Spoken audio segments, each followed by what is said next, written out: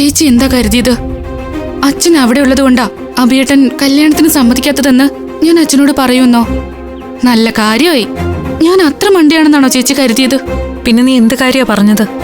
എന്റെ ഫ്രണ്ട്സൊക്കെ പഞ്ചരത്നത്തിൽ വരാറുണ്ട്. അച്ഛൻ അവിടുത്തെ ജോലിക്കാരനാണെന്ന് പറയുന്നത് എനിക്ക് ഇഷ്ടമല്ലെന്ന് പറഞ്ഞു.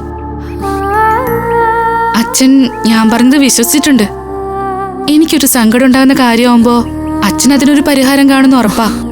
സത്യം പറയാലോ അശ്വതി, കൃഷ്ണേട്ടൻ ഇത് പറഞ്ഞപ്പോ നീ ഞെട്ടിപ്പോയി.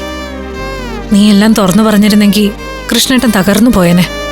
എനിക്കറിയാം ചേച്ചി, എന്താണ് സത്യമെന്ന് ഞാൻ പറഞ്ഞ അച്ഛൻ ആ നിമിഷം പഞ്ചരത്നത്തിൽ നിന്ന് ഇറങ്ങും. കാരണം അഭിയേട്ടന്റെ ചേച്ചിയുടെയും കല്യാണം കാണാൻ ലോകത്ത് ഏറ്റവും കൂടുതൽ ആഗ്രഹിക്കുന്നത് അച്ഛനാ.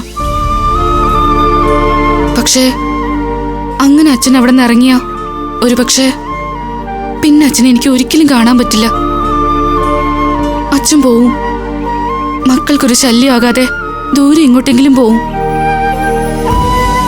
ഇപ്പോ അച്ഛൻ ഈ നാട്ടിൽ തന്നെ ഉണ്ടെന്നുള്ള ഉറപ്പെങ്കിലും ഉണ്ടല്ലോ. ആഗ്രഹിക്കുമ്പോഴൊക്കെ കാണാൻ പറ്റിയില്ലെങ്കിലും അച്ഛൻ അടുത്തുണ്ടെന്നുള്ളൊരു ഉറപ്പ്, ആ ഒരു ഉറപ്പ് വലിയൊരു ആശ്വാസ ചേച്ചി. എനിക്കതറിയാം. നീ ഇപ്പൊ അനുഭവിക്കുന്ന ധർമ്മസങ്കടം 20 കൊല്ലം അനുഭവിച്ചതാ ഞാൻ. അച്ഛൻ അടുത്തുണ്ടായിട്ടും ഒന്ന് കാണാൻ പറ്റില്ല.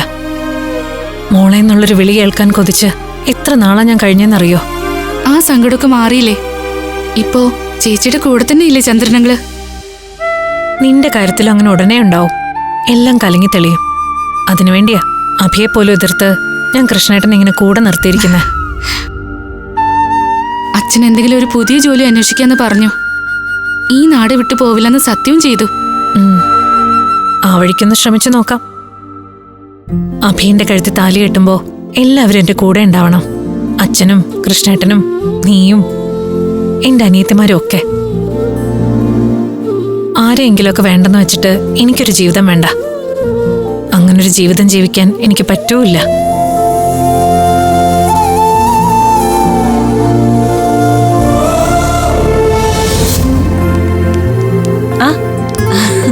അനക്കെ നീ ഇന്ന് ഓഫല്ലേ? അതെ, വന്നത് വേറൊരു കാര്യത്തിന്. കല്യാണം വിളിക്കണ്ടേ? ഞാനതങ്ങ് മറന്നു. ഇന്നൊരു ദിവസം കൊണ്ട് ഇവിടെ ഉള്ള എല്ലാവരെയും വിളിക്കണം. ഡോക്ടേഴ്സിനെ മിക്കവരെയും വിളിച്ചു. ഇനി ബാക്കിയുള്ളവരാ. അതിന്റെ ഉദ്ഘാടനം നിന്റെ അടുത്ത് തന്നെ ആവട്ടെ. എന്റെ കല്യാണം 7-ാം തീയതി കുടുംബസമേതം വരണം. മുഹൂർത്തം രാവിലെ 10:30-നും 11:30-നും ഇടയിൽ.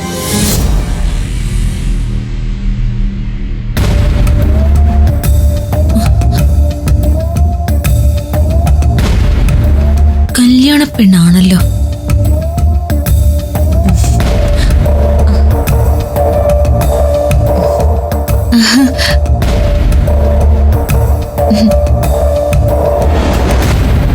ദിവ്യ എന്താ ഇവിടെ? എന്റെ ഒരു റിലേറ്റീവ് ഇവിടെ അഡ്മിറ്റാ, കാർഡിയോളജി. സുമേഷ് ഏട്ടൻ വന്നില്ലേ? ഇല്ല, സുമേഷിന് എന്തോ തിരക്ക്. അനഘയ്ക്ക് ഇന്ന് ഡ്യൂട്ടി ഇല്ലേ? ഇല്ല, ഇന്ന് നാളെ ഓഫാ. കല്യാണം വിളി എങ്ങും എത്തിയില്ല. ഇന്നിവിടെ, നാളെ വേറെ കുറെ ഫ്രണ്ട്സിനെയും വിളിക്കാനുണ്ട്. അപ്പോ ഞങ്ങളെയൊന്നും വിളിക്കുന്നില്ലേ? അത് ഞാനല്ലല്ലോ വിളിക്കേണ്ടത്, അച്ഛനും ചേച്ചിയല്ലേ. അവര് വരും. കല്യാണക്കുറിയൊക്കെ കൊടുക്കുന്നുണ്ടല്ലോ, ഞാനൊന്ന് കണ്ടോട്ടെ. അത് ഇത് ഞങ്ങളുടെ ഫ്രണ്ട്സിനെ വിളിക്കാൻ വേണ്ടി പ്രിന്റ് ചെയ്തതാ. നിങ്ങൾക്കുള്ളത് വേറെയാ. എന്നാലും ഒന്ന് കാണട്ടെ ഞാൻ.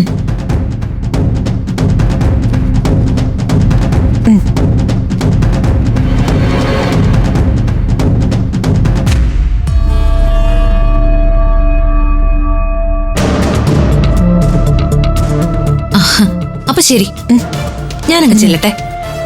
കാർഡിയക് ഐസിയിലുള്ള ഹരിപ്രസാദിനെ കാണാനാണ് ഞാൻ വന്നത്. അമ്മയുടെ ബന്ധുവാ. ഇടയ്ക്കൊന്ന് ശ്രദ്ധിച്ചോളേ. ശരി. പിന്നെ എന്തെങ്കിലും ആവശ്യം വന്നാ ഞാൻ വിളിക്കും. ആയിക്കോട്ടെ. അപ്പൊ ശരി, ബൈ.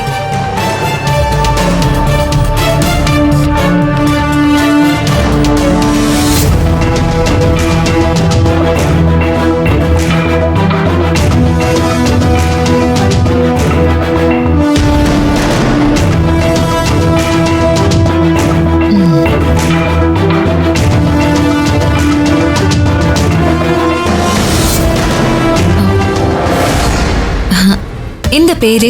മീനാക്ഷി. അനഘയുടെ ഫ്രണ്ടാണോ? എനിക്കും അനഘയെ പരിചയമുണ്ട്. നിങ്ങൾ രണ്ടുപേരും കൂടെ സംസാരിച്ചില്ലേ? അത് ഞാൻ കണ്ടു. അനഘയുടെ കല്യാണമാ, കാർഡ് തരാൻ വന്നതാ. ആണോ? എവിടെ കാർഡ് കാണട്ടെ, ഞാനിതുവരെ കണ്ടില്ല കേട്ടോ. മിക്കവാറും അവൾ എനിക്ക് പോസ്റ്റ് ചെയ്തിട്ടുണ്ടാവും.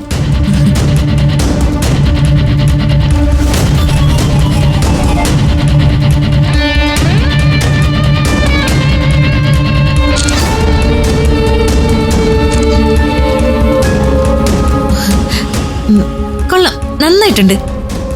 അപ്പൊ ശരി, കാണാം. പോട്ടെ. ഫ്ലവേഴ്സ് ഒരുക്കുന്ന കാഴ്ച വസന്തം യൂട്യൂബിൽ പ്രേക്ഷകർക്ക് ലൈവായി കാണാം. ഫ്ലവേഴ്സ് കോമഡിയിൽ ജോയിൻ ചെയ്യൂ, ആസ്വദിക്കൂ.